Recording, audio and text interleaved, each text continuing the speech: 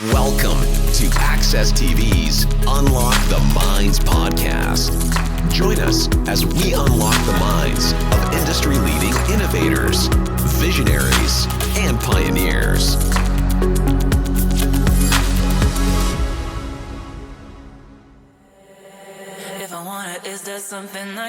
Today, I am joined by a duo I have personally known for 8 years who have built a unique reputation around their unmatched energy, both on and off stage as artists and performers. Hailing from the Netherlands, Sunnery James and Ryan Marciano have hosted their own events and stages in mega arenas and festivals, including the Heineken Music Hall to Tomorrowland, and held their own ongoing residencies respectively in Las Vegas and Ibiza. Entrepreneurs at heart, I highly admire not only their humble beginnings, but their perseverance and efforts in turning their childhood dreams into a livable reality, founded on pillars of friendship and a relentless drive to succeed. In this episode, Sunnery and Ryan share untold stories, including their near-death experience, the magic behind sustaining a 14-plus year partnership in business, and their insight to entrepreneurs across the entire spectrum. With all of that said, please enjoy this wide-ranging conversation with my friends, Sunnery James and Ryan Marciano. Sunnery and Ryan, welcome to the show. Thank you for having us, Oliver. Thank you very much. Absolutely a pleasure. Pleasure, guys. So upon us first meeting in LA and, over the other multiple occasions, you two have not only continued to develop in work and in life, but you've remained the same outgoing and positive, supportive guys. So I personally appreciate that. And I really thank you for joining us. Oh, appreciate that, saying that. Thank you. Thank you, Oliver. Keep going. Keep going. We will. We do have a ways to go.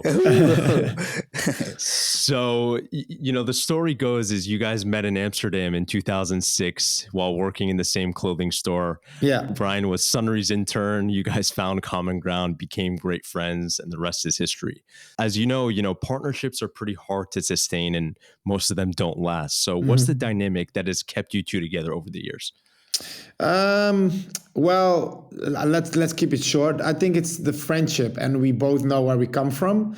So it was never the intention to be like DJs and traveling around the world. We just want to have fun, make business together, throwing parties, and then we found out we didn't have too much. We didn't have money to pay all those big DJs, so we started playing by ourselves.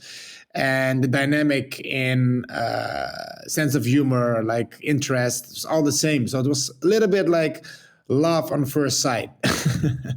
So everything kind of connected, and that's what's still happening. So we still have the same energy while we play, and that's I think we're still craving for that. And as long as we have that, the energy will come off that. So basically, we're just lucky we have success. Otherwise, we wouldn't be anywhere, but just together. I know. Yeah, still having fun, but yeah.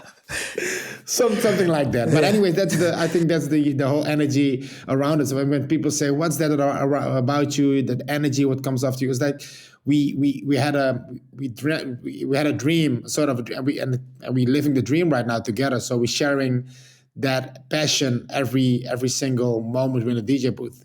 Absolutely. I mean, that leads right into what I was going to ask you next is, when did you guys realize that this career is something, you could do to support yourself full time, or even think that was possible?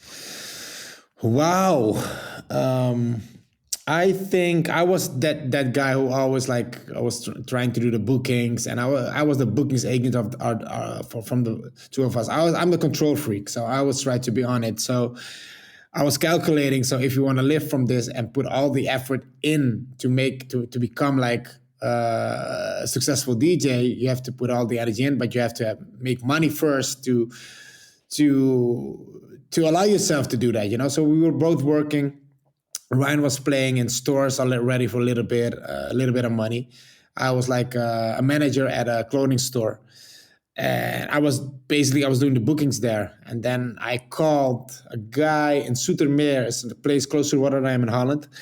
And I called him, listen, if you can guarantee us like 4 gigs a month, we can make a shot. We can give it a try to make DJing our profession. And he was one of our biggest fans. He still comes to every show in Ibiza. He comes every year to support us, Guillermo. And he said, deal, I give you like 4 shows a month.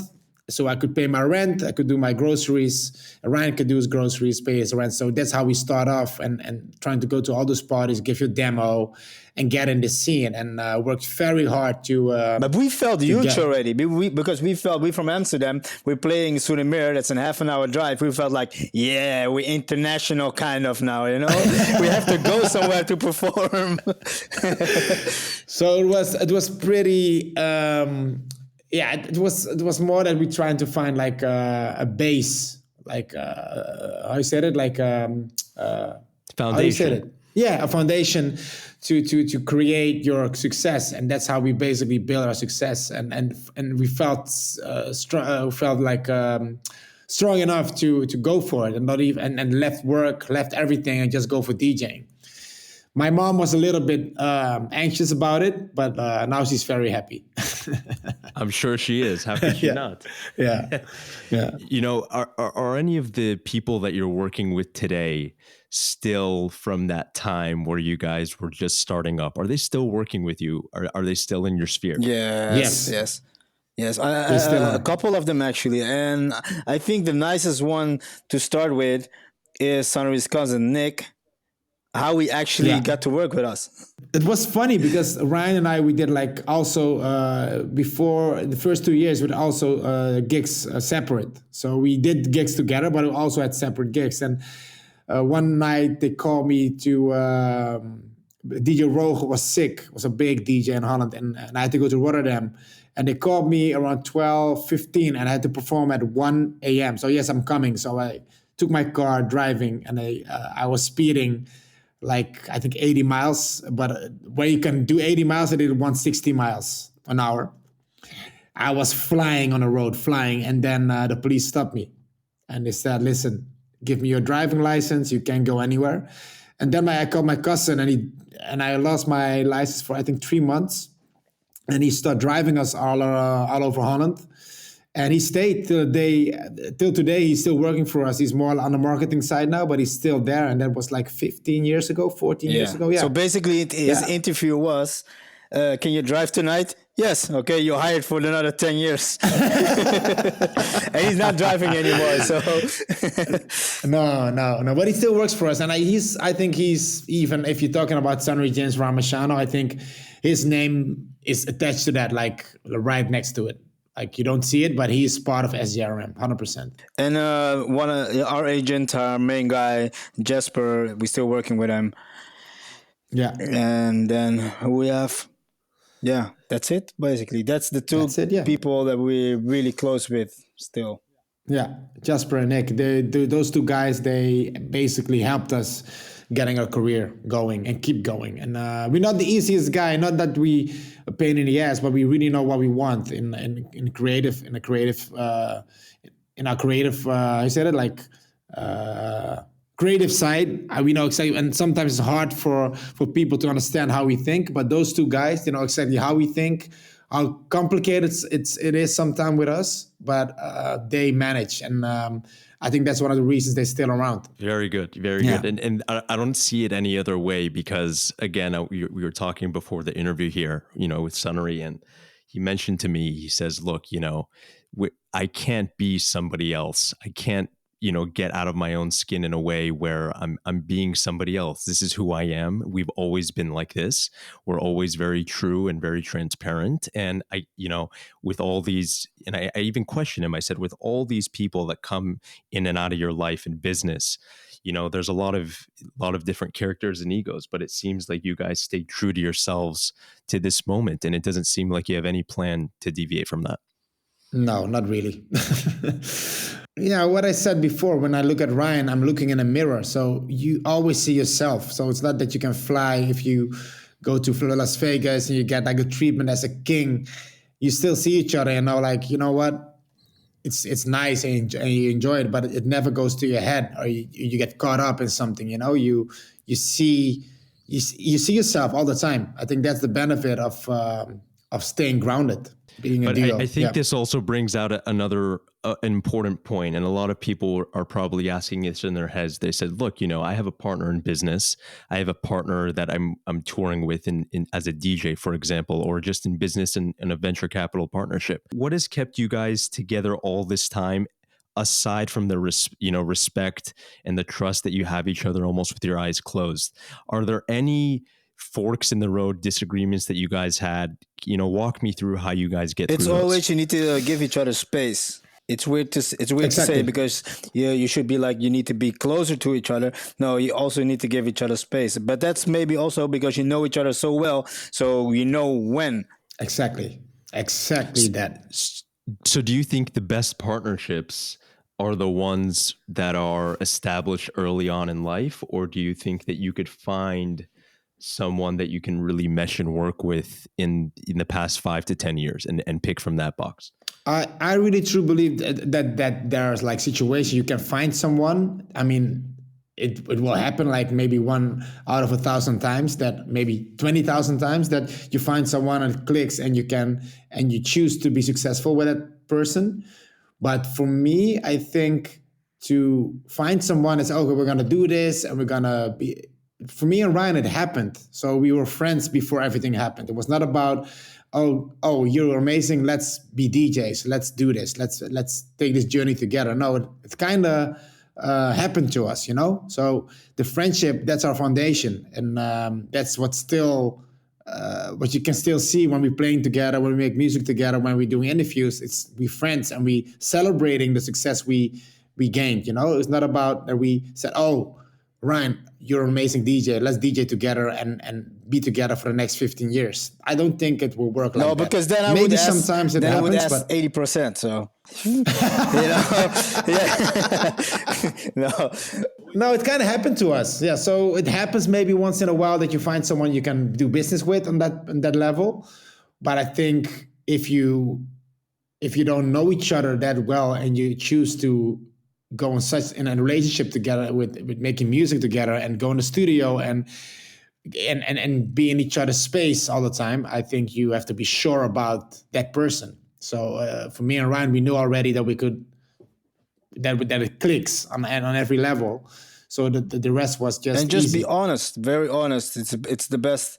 You can just say, "Sunnery, your farts smell really bad. Come on, you need to do something about it." So, yeah. Oh my God. But no, it's just an example. Well, not really, but no, but just be honest, because otherwise you get, when you talk shit, you get shit back, and you can't do anything with it. So yeah. Exactly. That's a great way to put it. Yeah, and we can say everything to each other, so that's a benefit. I mean, sometimes you get angry and we angry, but it's loyalty. It's like, it's almost like how you say this in good English, unconditional. So whatever happens, he's my boy. It's like you can be mad, you can disagree, but at the end of the day, the foundation is so strong that it's hard to break. Absolutely. Yeah. And that's super important. Yeah. So I want to transition into sort of a follow-up on your crazy story that has led you to where you are today, which was you losing your license and being driven around Amsterdam, right? So I want to hear an untold story of a crazy situation or adventure that you've had, that you two have had over the years. Oh, and you my guys God. have been tied up in a lot, but I want to hear something that hasn't been shared before. Oh my God. I had to prepare. I missed this question. I didn't prepare for this question. I didn't see this one. But do you know one, Ryan? What do you mean? 1, 2? Just one. I have to be careful with Ryan. When I ask him one, he will tell the most juicy one. No. So be careful now. No, we're not in that much. Let me think. I've been to the parties, guys. I know what's we have a lot of, you guys have a lot of fun. I must say a real crazy story we had, and we still talk about it. It's not even that long ago. It's just it's not something you want to hear, but it's nice to tell because you wouldn't expect the story at all. You can't make this up. So we played somewhere in Boston, and we walk out of the club. We had some friends from around there with us. So they walk with us to the club, to the hotel. And sometimes we still chill in the lobby a little bit. We have some sandwiches. We talk music. And we sleep and we fly out. So we walk back to the hotel. We're in front of the hotel, and it was a little chilly outside. So we're there with like 4 or 5 guys. And one of the guys, he started talking and telling a story about some track he was producing, blah, blah, blah. I don't even know his name. I don't know him. It was a friend of a friend. Better, because I would name him today. But he was telling the story, and suddenly I hear some water. It's like you emptying a bottle or something. But he was peeing his pants, just standing there In front of us. And that was so weird. So like, yo, what is going on at your ankle? What is that? He's like, oh yeah, I had to go to the bathroom for a little bit already, and I just was like, yeah, I'll just let it go. I'm like, wow. And I looked at him. I'm like, yeah. You know that point where I don't even know how to react? It's like it gets over awkward. It's like, okay, it's speechless. You're speechless. What's wrong with you? Okay, so that's kind of like a weird, really weird story. But what is a really good story is when you. We had a jet a private jet in Croatia, and the pilot came to pick us up. So he comes to get you and bring you to the plane. He was by himself, just one person. So that was no co-pilot. No. So that was kind of weird already. So we sit in the plane. Very nice guy. Sonny, you want to go on? Yeah. So I told him like, yo, you're the only. And the guy, he was fit, but he was like, close to his 60s. So I'm like, where's the co-pilot? Oh, there's no co-pilot. Don't worry about it. It's only 2-hour flight. I'm like, okay, 2-hour flight. No problem. So we take off. And the moment we in the air, like for like, let's say 5 minutes, he looks at me. He takes a bottle of vodka. He took a sip. And he said, the only pilot who's not drinking is the automatic pilot. And I looked at Ryan. I'm like, we fucked. We dead. That's it. And the guy, it was the most scariest flight I ever had. But it wasn't even that scary. Crazy. But it was scary because he was drinking. Then it got kind of scary. He was still fly very well. He was a boss. He landed the plane like a boss. I was like, okay, but that was very scary. And wow, you guys fly a lot, so that would be at the extreme of a story that you would say that you fly so much. Yeah, it was very extreme because you're in Croatia. There are no rules you know how it is, the east of Europe. I mean, they have their own rules. So what can you say? You can't go to the police. You can't go nowhere. So you just have to suck it in and pray. And you prayed and you guys landed safely. Yes. Yeah. We actually called him again. Yeah. Exactly. You're kidding. There was the high emergency and we had to call him. And he was good. He didn't drink, so it was good. Yeah. Wow. Yeah. Do you think the toughest part is the traveling part, or is it the performance part? Because a lot of people, 100% the traveling. You think that most people are, per se paid to travel, or do you think they're paid to perform? This is a huge topic of discussion. Wow. Yeah, no, it's you get paid for the traveling. The performing is fun. It's only fun. And there's even a lot of artists out there, not a lot, but a couple artists out there. They don't even make money out of their performance because they invest so much into their show. They don't even make money. So it's definitely for the traveling because you lose so much time traveling. Everyone knows how it is. And when you do it like twice a year, it's fun. You sit on a plane, middle seat, next to the smelly person. You don't care. But when you fly 4 or 5 times a week, you don't want all that. Wait. They have to tell Oliver I'm not next to him on flights. We always choose to have our own seat. Otherwise, he's gonna think I'm the smelly person right here. It's not.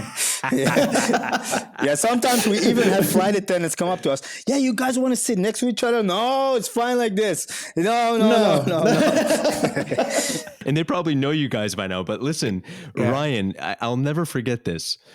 You brought chopsticks after having sushi one time, 8 years ago when we were sitting down in LA, and you brought chopsticks because you were getting tired of Sunnery as a joke before that playing could Playhouse. be. Yeah, it could be. Wow, So Playhouse, such a good time there. Even wow, now you mention it, but it could. Yeah, I don't wow, remember it. You have a Playhouse. good memory, I must say. Wow. it's so funny because I was telling him before, I said, I'm going to bring on the chopsticks because Ryan's not getting here on time. Yeah. So I got No, you can.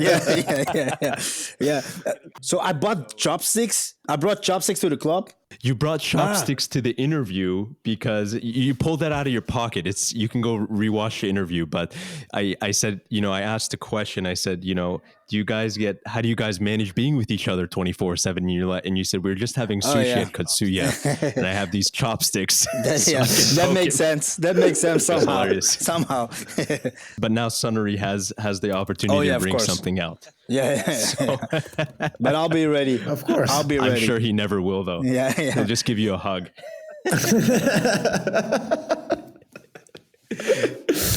So let's transition for a moment.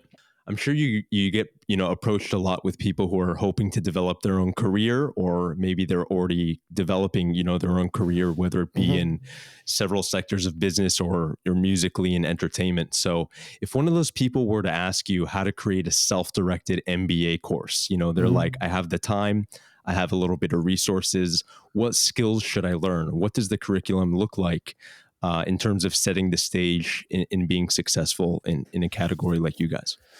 I think first of all, if you go to as a DJ, I think you should first figure out if you really love it, and if you're aiming to be like a professional DJ, let's say superstar DJ, go around the world, no sleep, a lot of flights, perform, pressure, criticism, all those things together you have to think about before you're trying to aim for that position. And if you're really ready for that and you think, okay, I'm able to handle that, that's not only playing music and go around the world. You need to love it. You need to stay close to yourself, because when you're going to play music you don't like, it's going to eat you. It's going to take your energy, and it's not going to be fun. So all those things together, you have to love it.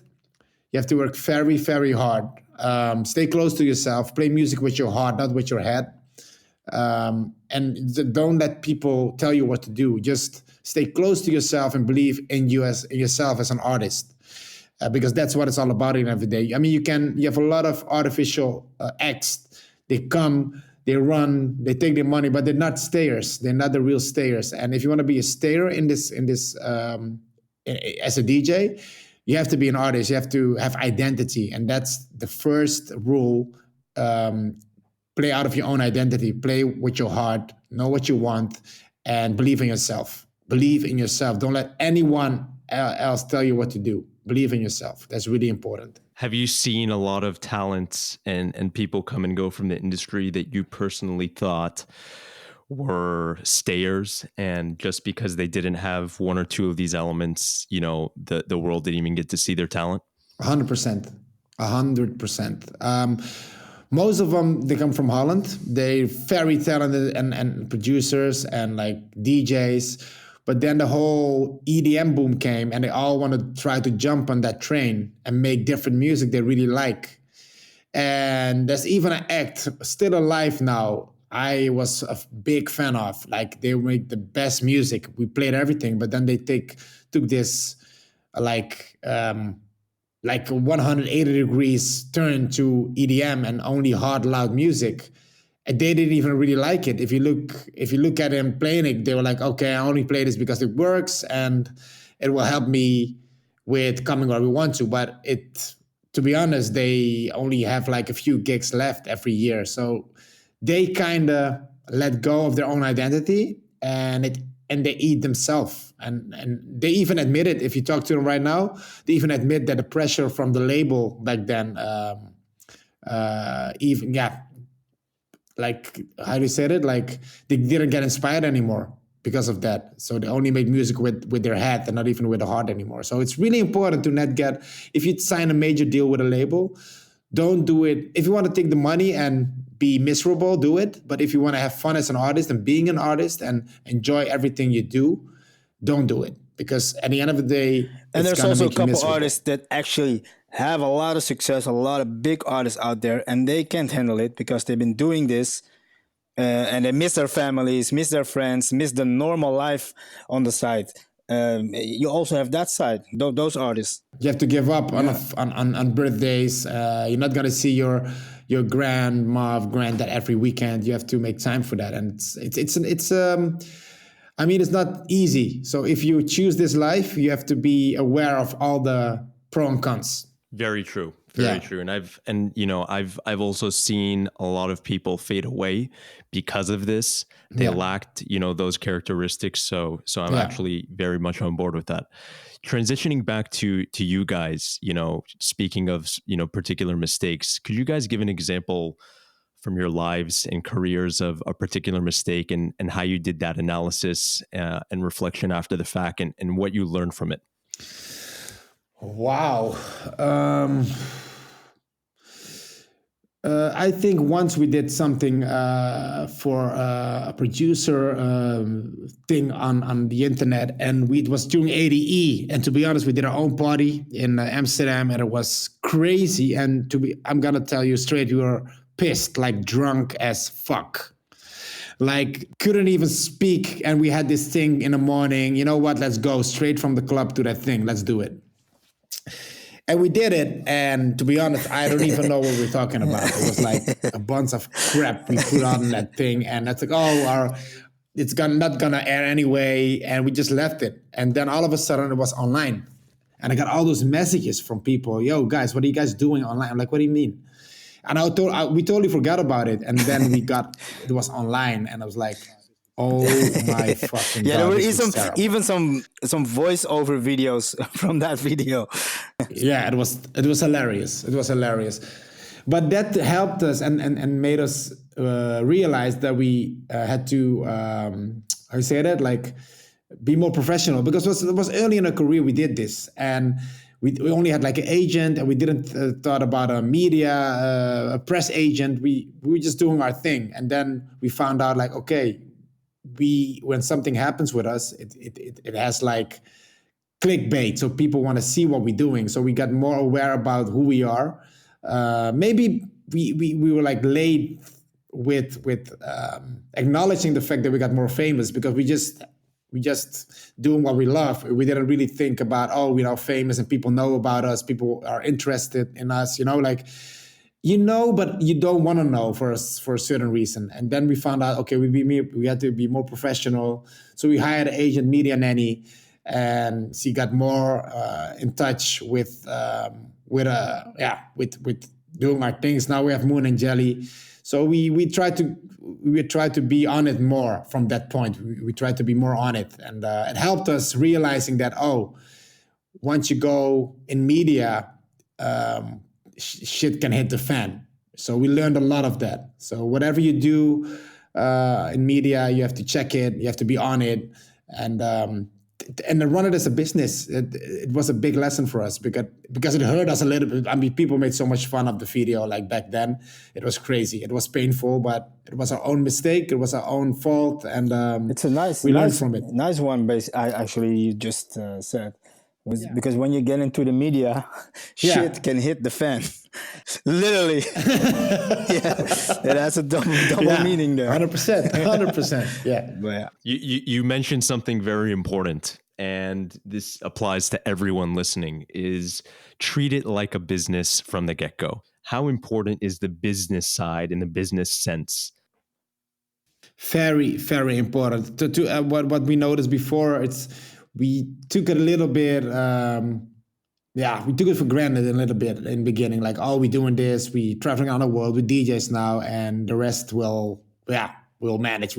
Jasper will manage it. But you have so many different layers in this business to take care of. So in the beginning, our financial side was like dramatic. Like we didn't even think about it. The money came in and we just blew it, and we didn't have like a real plan with it. So during the years you find out, you have to pay tax. Oh wow, we have to pay this kind of money. Oh my God. Our money is gone. So we didn't have a plan. And during the years, you find out, you meet people, you get advice. So for all the people listening, starting to do, if you're a young kid and thinking about DJing, from the beginning, make sure the money you get, like, manage it and treat it like a real business. It's really, really important, because otherwise you're gonna be running behind facts. When you become famous and it's all happens, you're gonna be busy with things from the past, and you're not gonna enjoy your run and your success. So it's really important to think about all those boring little things in the beginning already, because that's the main. It's gonna make you more comfortable during your creativity and your success. Like performing. Otherwise, you're gonna be miserable if you have to think about all those financial things and all the assets in your business has to be handled by the right people. And it doesn't have to be a big team. Just you have to trust them. They need to know what you want, how much money you wanna spend. I mean, you have to take it like really serious, because we made mistakes in this. And to be honest, when we blew up, it felt like in the beginning, it felt like, fuck, we have to fix this, we have to fix that. So we didn't really enjoy the beginning of our success at that. Of course, we enjoyed it, but there was a lot of things not fixed. Yeah, and they all sell you like they know, and they all sell you like they know what they're talking about, and then a couple years later you find out, oh, they didn't know, or they didn't want to know, or they did it in a way. Exactly. They just took something out of it. But yeah, it's kind of hard because you need those people in a way also. And to keep your head like clear, as an artist, as a DJ, as a producer, you don't need that shit in your life, because it's gonna affect everything. So we had like a year of this mess, and we learned the hard way. And from that point, we fixed everything. I mean, you have to pay money. Of course, you have to invest money in that, but it will give you rest, and eventually you're gonna make money if you invest in that part of your business.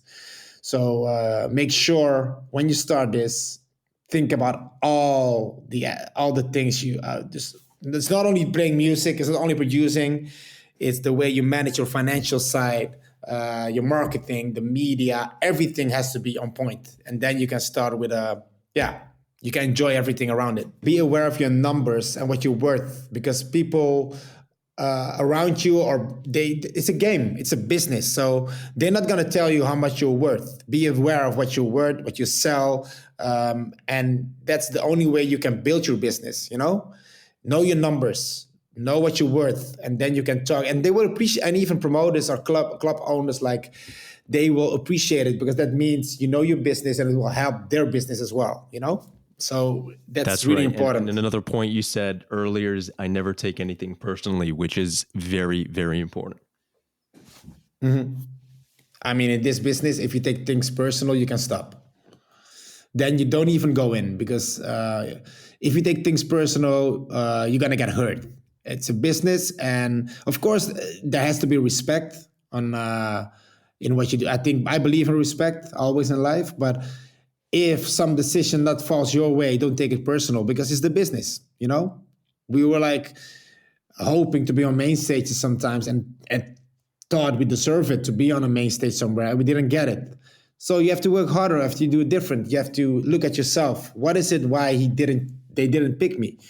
So don't take it personal. It's all a game. It's business, and play your game. Play the business. Not that you have to be evil, but play the game. It's business. It's nothing personal. Tell us a decision that you individually, or both of you, made in your life, sort of a defining moment that's valuable to you and where you are today, whether it's career based or personal based, that has driven you forward.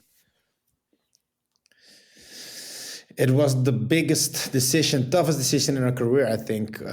We were at Ace Agency, and it was the moment when Afrojack was really exploding, and we're in the same agency, and we're about to tour with him. That was the plan. And all of a sudden, the gut feeling from both of us was like, this is not our way. This is not our path to be on tour with Nick. We love Nick. I mean, we love Afrojack. I mean, the way he like created everything from scratch, from zero. He's like really self-made. And what year was DNA this? back.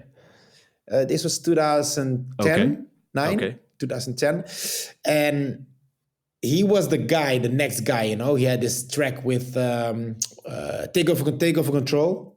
It was blowing up, and the whole agency was kind of leaning on Afrojack at that time.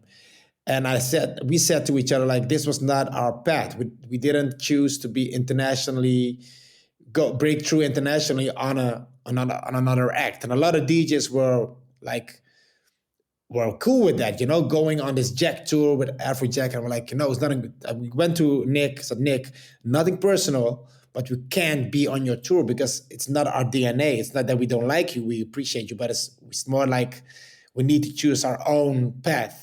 And the whole agency back then was actually Afrojack. So we decided, and we were like, we made the biggest numbers at the agency back then, only in Holland with like 30, 40 shows. So we were the biggest artists that time at the Ace agency. And during ADE, we decided to quit. We just left Ace agency and went to David Lewis. And David Lewis Productions back then was a trance agency. And the whole scene was like, guys, you just fucked your own career. Goodbye, good luck. See you later. And the same year, we played EDC Las Vegas main stage, while all the artists were like on a Jack stage, and we played together with Afrojack on a main stage, on our own, like with our own brand. Nothing because of him or because of the agency, just because we're Sunnery and Ryan, and because DLP were very strong internationally, and they gave us a chance internationally, and we took it. And to be honest, that was one of the best decisions we made in a career, because that was the start of creating your own identity internationally. But it was a tough decision. It was not an easy decision. Yeah, we just want to do it by ourselves, how we want to do it, and not how someone else wants to do it. So that's quite easy for us to make those decisions, probably. Yeah, and I think Afro, like Nick and we still good friends and talk to each other. I don't know if it would be the same if we were on tour with him in his jet, like every week. I think we would fight like animals, because we are like, maybe not even Ryan with him, but Nick and I, we kind of the same, like control freaks, and we always want to be like on head on everything, try to make decisions. So it's better that we didn't go on tour with him, and we're still good friends now, and we respect each other very much. And it was a tough decision to make back then, but afterwards it was the best decision we ever made in our career. That's huge, because a lot of people will say you gave up one of the biggest things that could have brought you somewhere, but exactly. you clearly laid it out. Yeah. And this worked out in your best favor, and you're actually still with DLP today. Exactly. Look at that. Exactly. So, and that's taken you all over the world, and you guys are clearly happy. So no question about that. Yeah, that was like a major decision, 100%. No, but this is... I didn't even know that. Yeah. This is not... It's very exclusive. We never told it to anyone, I think. Basically, so, yeah. So that's what this is all about, guys. Have there been any outside inspirations, not directly music related, that have brought you to make an impact in the industry today? What I said before we even recorded, like Ryan and I, we have a very strong foundation. To be honest, we grew up on a street in Amsterdam, in the north of Amsterdam. And I think that identity, that culture, that's what we would bring into the DJ's booth, we what I said before, like preparing DJ sets for us is like, it feels like you're like chicken. You just want to go in. We very tough in how we approach it. We very raw. And that's how we grow up. It's like nothing was planned, everything happened, and that's how we still approach our career. I mean, of course, we have plans, and it get managed by our agency and managers, but still, how we get into it on the creative side is very raw. It happens to us. Everything happens, and sometimes it goes wrong, but that is part of the journey. So we not try to control everything we express. Creatively. So I think that's our identity. It's come from the streets from Amsterdam, and we just bring that in our lifestyle. It's a lifestyle for us, and it's tough to divine, to be honest. Ryan, you have something to add up with this, or? Yeah, well, basically, how you mentioned it, it's and it's also to stay close to yourself, probably stay very really close, and you get inspired, by so many things around you. Like it's kind of hard to mention just one thing, also. I think it's each other. We have each other, and that make for me, from my point of view, when I look at you when we're on tour, you can see all the shit, the fancy shit happening around you, and I can imagine it can change people in a way that, oh, I'm the man, I'm the Mac, I'm the king here. But when we're together, I look at you, I'm Sunnery, and I hope it's the same way around, So why do I have to act differently? It's who we are, and we enjoy this together. We're living it together. So I think the connection between me and Ryan, that's dividing our DNA, and that I think people feel that. People see at the end of the day, no matter how you bring it, people will feel your energy, and people will notice if you fake it or not. That's what I truly believe in, and that's why to come back to the point, if you want to do this if you're a young DJ listening, make sure it comes from the heart and not from your head, because sooner or later people will see it and they will see you're phony, it's fake, and it's not gonna work in your benefit.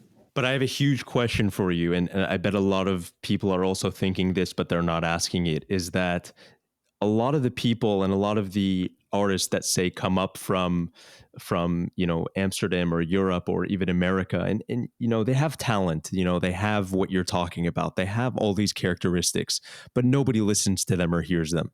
How do they get out in the world, right? There's a lot of these people that are just sitting, super humble, super productive. Mm-hmm. They have the head on their shoulder. They have sort of a business mind, mm-hmm. but no one's hearing or listening to them or taking them on. How do they handle that? Well, think out of the box and keep sending until people get really tired of you. Yeah. And you have to be lucky. You have to be, and the thing is, to be honest, I know this kind of people. They're talented. They're very humble, but the humbleness sometimes kills you as well. So if you really believe in yourself, get out there and say, I mean, I'm very humble, but I said to a promoter one time, you see that DJ there?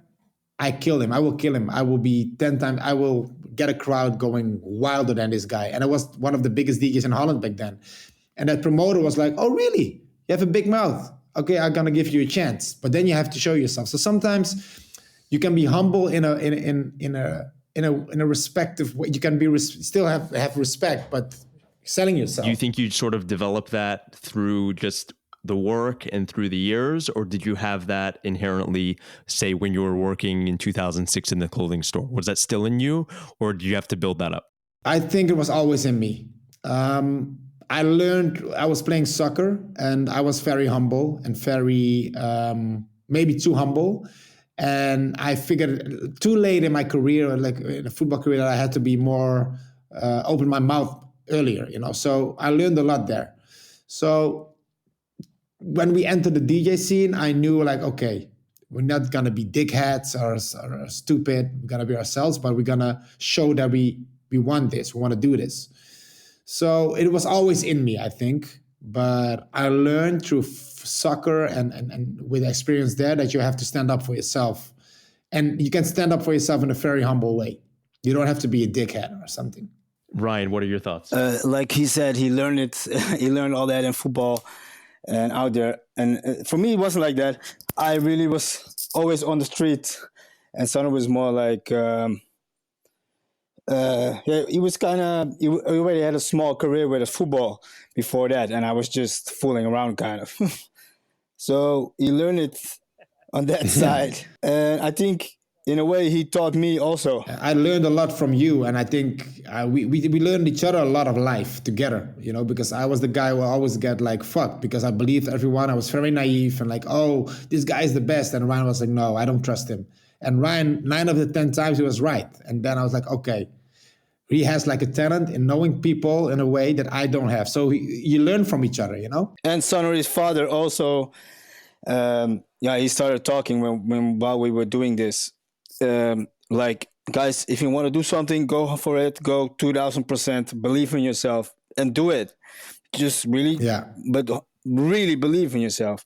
Otherwise, not. And he was very strong in that. Yeah, yeah, true. And that's what I think. That's one of the that really inspired me then. Love it. Nice. So in closing, I know you guys have a lot going on right now. Yeah. Especially in 2020, I think coming into sort of the new decade, you guys had an amazing run in, between 2010 and 2020. There's no question about it. That's when we met. And I think your rise was really accentuated during that time. Yeah. Where do you see Sunnery and Ryan in the next 5 to 10 years? I think we're gonna. The last 10 years I felt like we were part of this dance scene. Like we're still part of it, but I think the dance scene is gonna be a part of us now.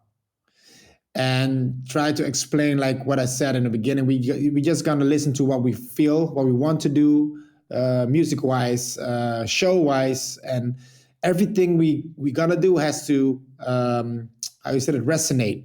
We did a lot of shows and it was not for us, and then you just do it for the money or they pay you a lot of money, but it doesn't really resonate with your fans or with what you wanna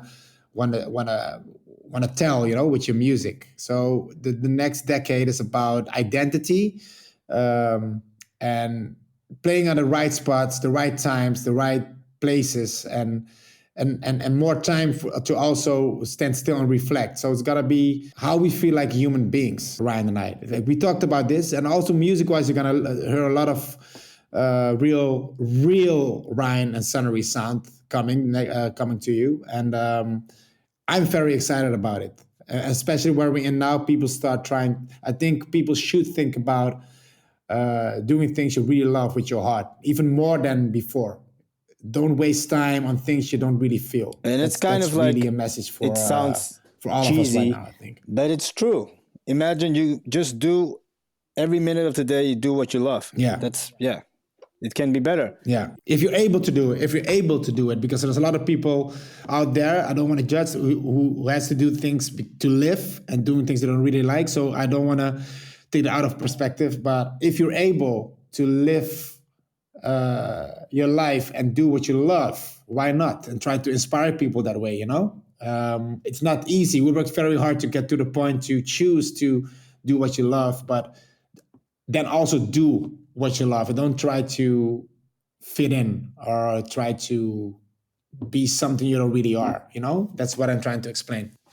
Absolutely. Yeah. That's really been the theme of the whole conversation. Yeah. And I'm sure that you guys drove that point home. Yes. Thank you. Of course. Any closing thoughts, guys?